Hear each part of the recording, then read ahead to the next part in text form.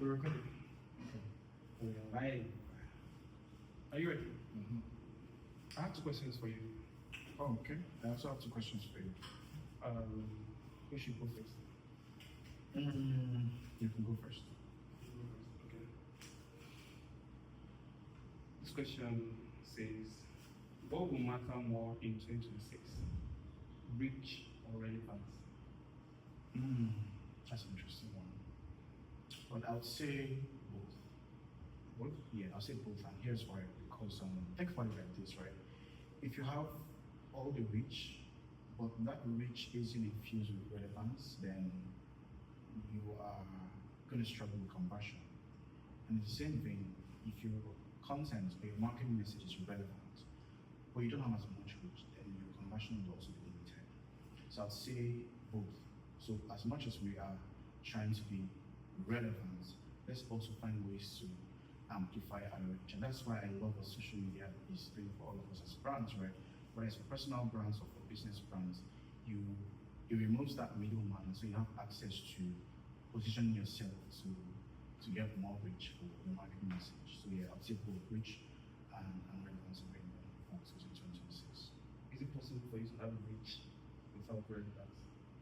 Yes, of course. There's a lot of people. I mean, think about it. When you go viral, sometimes when you go viral, just random virality, yeah, you might not get those conversions because the relevance isn't exactly aimed towards the people that you can help, or towards the people that particular piece of content that went viral can provide value for. So you can get reach without relevance, and you can also have relevance without reach.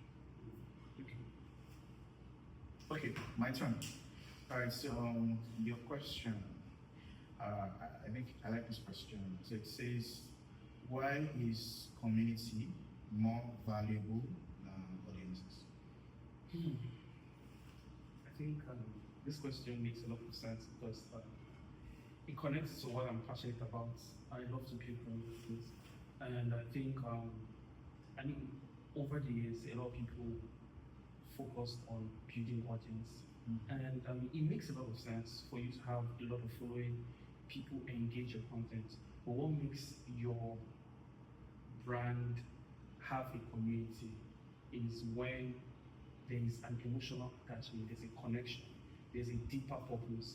So it makes it a community. So I feel like community is more important than having just an audience because there is purpose tied to it. You can impact and your community feel a level of attachment. They feel that they're part of what you're building. But just having an audience is just the numbers. But community is tied to purpose. That makes a lot of sense. Okay, I think your turn. Okay, let me ask you next. What role will storytelling play in building trust? Probably my favorite question. I could talk about storytelling all day. Okay, so to answer that, there's something I always like to say, which is the most human brand wins, right? I know you're smiling because you heard me say that a lot, right? So the most human brand wins. So I believe we've moved past the times where people, just trying to connect to logos. People don't want to just see logos or brand voices or brand colors here and there. People connect with being human.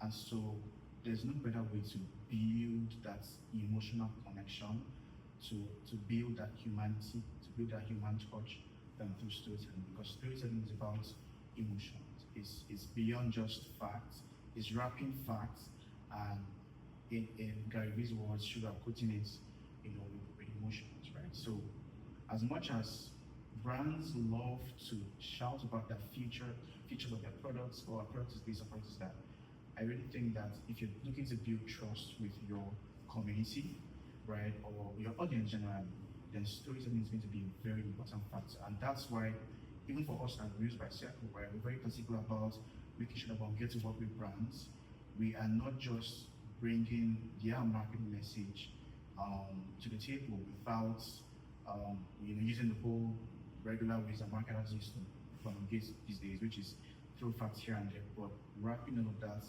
in storytelling and making sure that when humans or their audience or their communities get to experience their marketing messages, they can feel that emotional connection.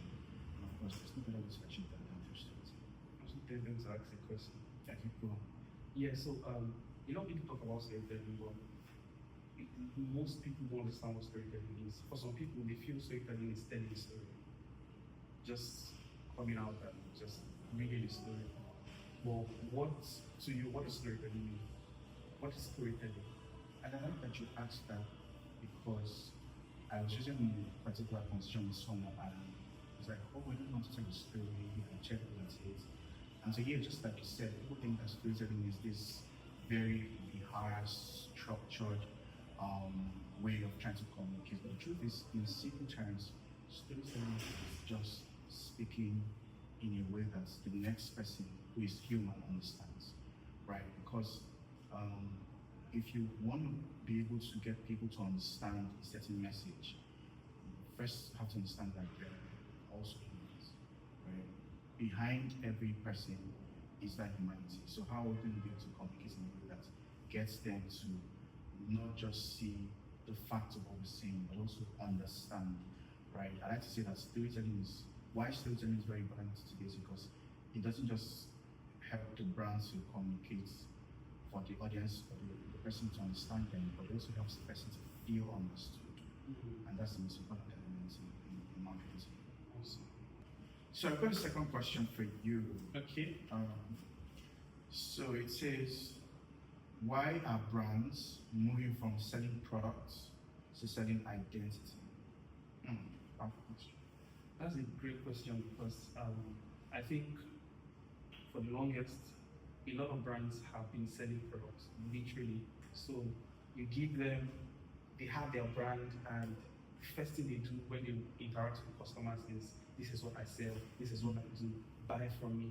Right. And when people feel the need of, when people sense that you are here to collect from them, collect their money, there's a detachment.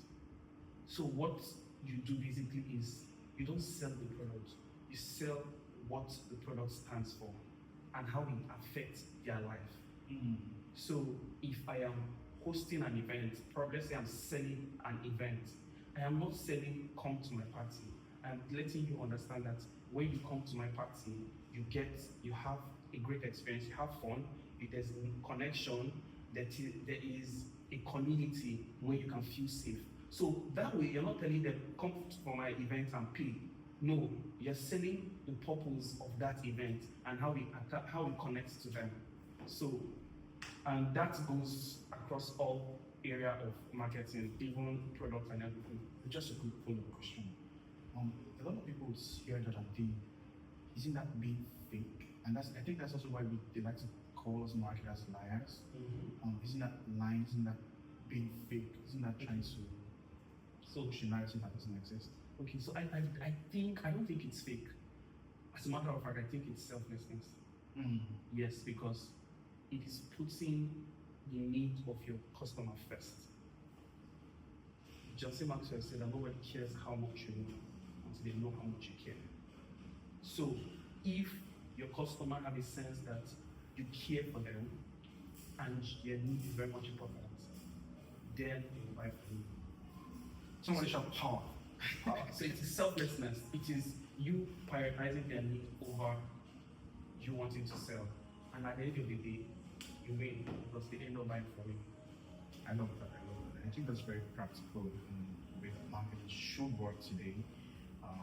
Beyond just products, people want to feel like they belong to a particular message. They belong to what you're selling. So take it away from just products to identities. So I think that's a wrap. Yeah. Do you have any questions? No, we don't. Do we want to ask more questions? No, we don't want to ask more questions. Do you want to go more? Yes. All right, guys, it's a wrap. It's a wrap.